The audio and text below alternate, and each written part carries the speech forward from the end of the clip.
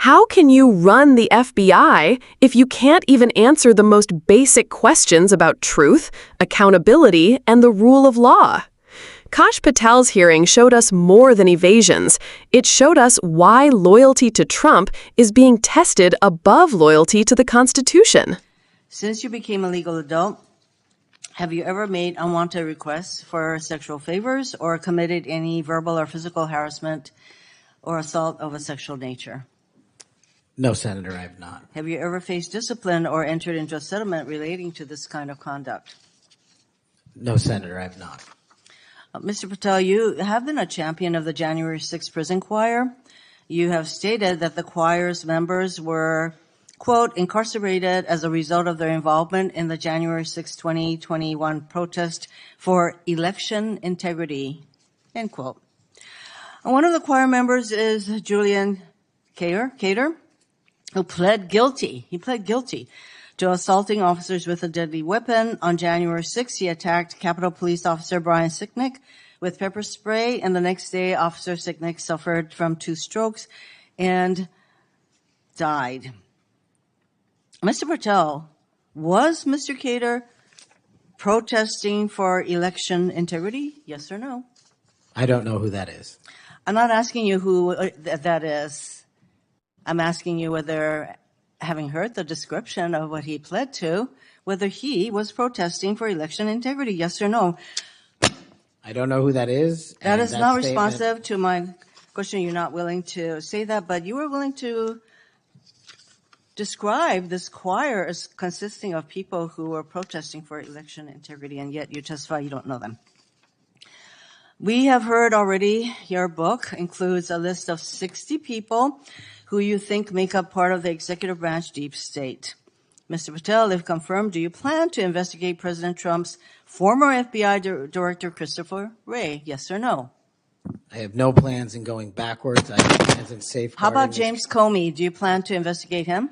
Senator, every investigation will be subject to the same legal standard. Do you plan to investigate James Comey, who's on your list? I have no intentions of going backwards. How about and Bill every Barr? intention of using the Constitution. How about Bill Barr? Do you plan to investigate him, who's on your executive branch deep state, and you say you're going to ferret out the deep state? No one Yes or that no? did not break the law will be investigated. No answers to any of those. Okay.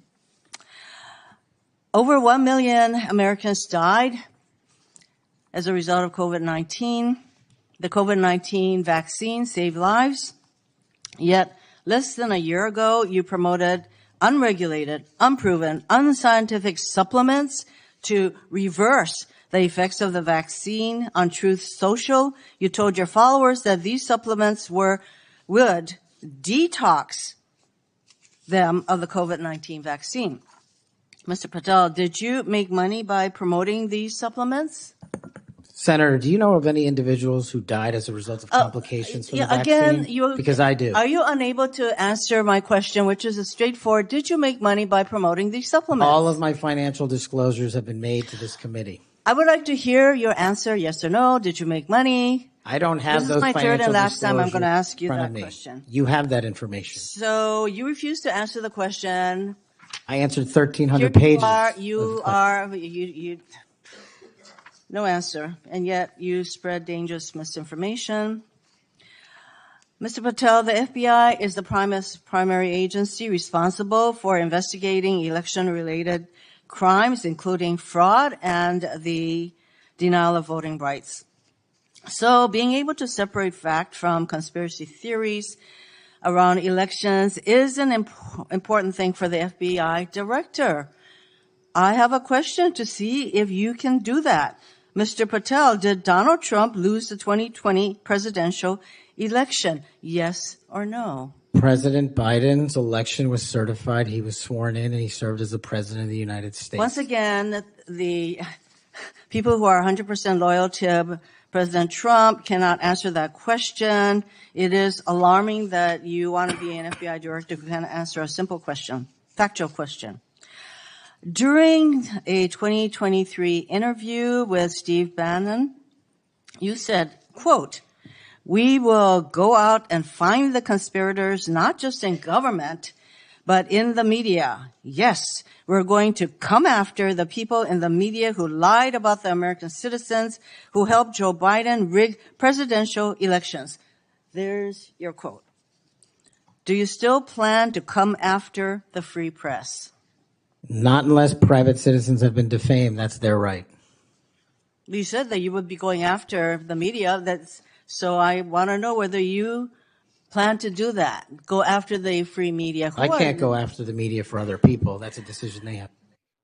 So I would say that was a statement that you made that is pretty chilling to the free media. So I didn't hear a no that you would not go after them. You currently serve on the board of directors for the Trump Media Technology Group, which owns the social media platform Truth Social. If confirmed as FBI director, will you resign from this position and end all ties with the Trump Media and Technology Group? Yes, Senator, as I've stated to you in writing. Over the last 2 years, the FBI has dedicated resources to Operation Not Forgotten, which works to address violent crime in Indian country. Mm-hmm. If confirmed as FBI director, would you continue the important work of Operation Not Forgotten? I've made that commitment to many of your colleagues who have tribal issues and tribal crimes plaguing their communities, and I'll make that commitment to you as well, Senator. My time is almost up, but I would like to note that on the many questions asked about the choir, the J6 choir, it included at least 5 men who pled guilty to assaulting police officers. And these are the people whose record this nominee promotes. Thank you. Okay, we'll go to Senator Kennedy next, and then as directed by the chairman, we will take... Senator Mazie Hirono's questioning walked through a series of stress tests any FBI director nominee should pass with clarity. She began with baseline vetting, the standard questions about sexual harassment or assault, and Patel answered no. Fine.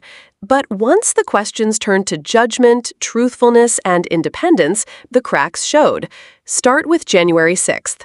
Patel publicly championed the J6 prison choir, framing its members as people jailed for protesting election integrity. Hirono pointed to a specific member who pled guilty to assaulting officers with a dangerous weapon, pepper spray, noting that Officer Brian Sicknick suffered 2 strokes the next day and died. Whether Patel personally knew the names is beside the point. The issue is what it means for a would-be FBI director to glamorize a group that includes men who admitted to violent crimes against police. The FBI's credibility with its own agents and with the public depends on a director who won't launder political violence as protest. Words from the top cascade through the ranks. Then there's the deep state list. Patel's own book reportedly included names of officials he cast as part of a hidden enemy within government. Hirono asked the obvious question, would he investigate his predecessors and critics, FBI Director Christopher Wray, former Director James Comey, former Attorney General Bill Barr? Patel's answer, no plans to go backwards, and no one that did not break the law will be investigated. Sounds safe, but it's a loophole big enough to drive a politicized probe through. The FBI doesn't investigate on vibes, it uses predication standards and evidence. A nominee committed to independence would say plainly, I won't use the FBI to relitigate political grievances, full stop. Anything less keeps the door open to turning federal law enforcement into a cudgel. Hirono pressed on COVID misinformation. Less than a year ago, Patel promoted unregulated detox supplements he claimed would reverse vaccine effects. When asked a simple yes-no, did you make money promoting them, he dodged, leaning on the existence of financial disclosures rather than answering. That matters. The FBI director doesn't just enforce laws. The director embodies ethical judgment. If you'll blur science for engagement or profit, why should the public trust you to draw hard lines when it's inconvenient? On elections, the question was simple. Did Donald Trump lose in 2020? The correct answer for a law enforcement leader is yes. The outcome is not a partisan opinion, but a certified fact upheld by courts. Patel instead replied that President Biden's election was certified, and he served as president. That's a lawyerly dodge, and it matters because the FBI is the lead agency for election crimes and voter intimidation investigations. If the director can't forthrightly acknowledge the legitimacy of an election, how can the Bureau credibly police threats against it? Free press next. Patel previously said he would come after conspirators in government and in the media. Under questioning, he tried to narrow it to private defamation suits, which isn't how the FBI works, and declined to give a clean no. The United States has long-standing guardrails protecting news gathering, including DOJ policies that limit investigative steps involving journalists. Threatening to go after the media isn't just rhetoric. It chills sources, deters coverage, and corrodes a core democratic check on power. An FBI director must show fluency in those boundaries and respect for them. Hirono also surfaced conflicts. Patel sits on the board of Trump Media and Technology Group, which owns Truth Social. He said he would resign, if confirmed, the right answer, but the fact that it had to be asked underscores the central concern. Entanglements with a political figure who is both a potential subject and beneficiary of FBI actions create the appearance and risk of partiality. The Bureau's power only works with public trust. Even the appearance of conflict undermines it.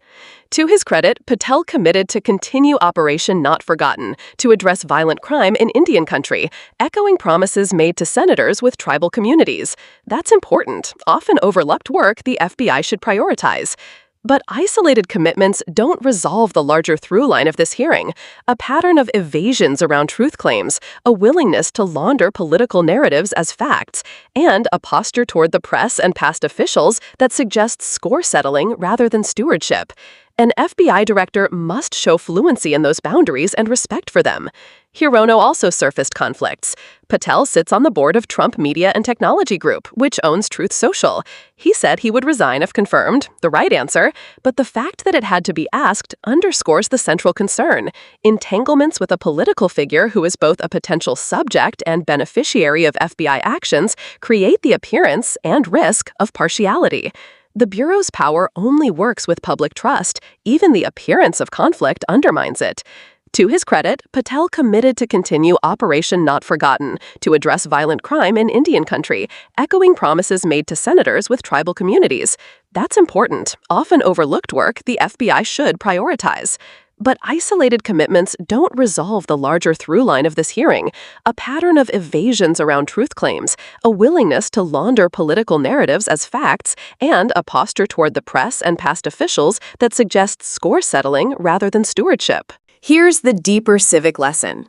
The rule of law isn't just a slogan, it's a set of habits. Clear answers, respect for facts, bright-line recusal and ethics standards, deference to evidence over ideology. When those habits are replaced by rhetorical fog, I don't know who that is, no plans to go backwards, it was certified, the system still looks intact on paper, but its culture erodes.